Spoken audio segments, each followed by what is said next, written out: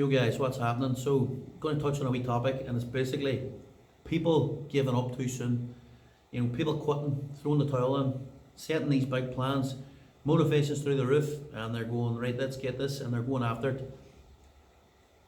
They've got the routines in place, everything's good to go, and before you know it, you're looking and you're going, what happened? They've just completely stopped, threw in the towel, and you're asking why, like what's, and what happening to people is, they're setting these plans, motivations through the roof at the start. First few weeks is all well and good, and then reality kicks in. You know, you've got to be consistent, you've got to be dedicated, you know, and you need to have a solid plan laid out. And what's happening to most people is they're looking at the bigger picture, they're looking away at the long game. They're playing the long game, they're looking going where they really want to be, which could be what, 3, 4, 5, 6 months away, maybe even a year away. And they've started it with all good intentions, motivation's high. Motivation will dip. I don't care who you are, you know, I'm never motivated all the time, you know, but I know what I need to do, and I've got it broke down in such a way that I know daily what I need to do to get there. What's happening to these people is they're looking at away in the future going, they're trying so hard, they're putting all this effort in, it's a slow process, and next thing you know they just get disheartened and think, well, I'm only 2 months in here and it's going to take me another 8 months or whatever to get my goal, and it's too much for their brain. They basically justify it and they end up quitting. And the thing about it is, guys, once you quit, like, you're not going to get anywhere.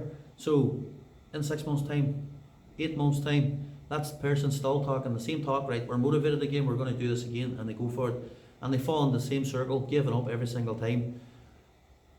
If you want a plan to be successful, number one, you need to have a plan in place, and you need to have a good plan in place, how you're going to get there. Put the steps into place, but then break it down into daily tasks. So what do you need to do on the daily to basically get there? Don't even worry about the week, the months, whatever, they all add up. But if you know exactly what you need to do on a daily basis, then you just focus all your efforts on being the best you can be that day. If you have a shit day, you dust it off and you try and be perfect the next day. And not every day is going to be perfect, but I'll tell you what, if you start focusing daily on the tasks you need to do, they all add up. The weeks become months, the months becomes, and the next thing you know, you're at your end goal, and you've maybe achieved your goal quicker, because the daily habits is basically forming your routine. And once you form that routine, you know, you're solidifying it, and it becomes a new norm. You know, people look too far in front of them. They're always worried about too far in front of them. They're looking at other people, and next thing you know, everything just goes to shit, and they've just give up. And the thing is, like, once you give up, you know, you're not going to achieve anything, you know, so it's failure, and giving up shouldn't be an option. You know, daily tasks, like I refer back to, I know I kind of refer back to this, but whenever I get injured, I basically come off the back of a big season, everything was all sunshine and rainbows, everything was great, snapped the 2 patella tendons off the legs, and then the doctor turned around and says, there's a year recovery.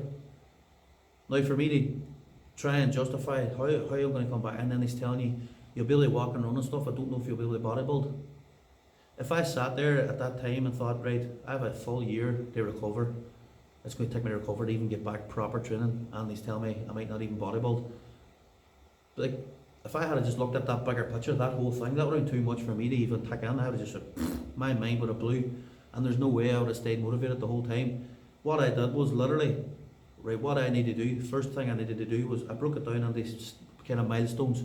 What I need to do first, right, okay, I need to get the range of motion back in the legs. So that's what I worked on daily. I didn't care about weekly, I didn't care about monthly.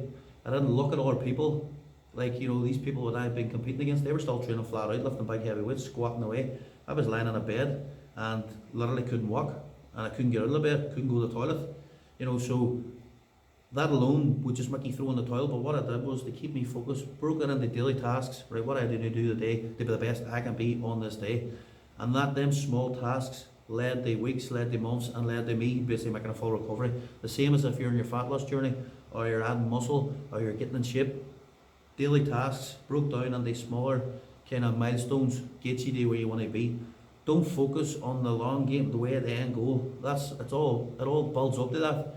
But if you focus on that alone, chances are you'll throw the head and you'll give up. So just a wee kind of insight into my thinking of how to basically stay on track, you know, because motivation will only last you so long. You need to be dedicated, consistency, and just get the routine nailed, daily routines.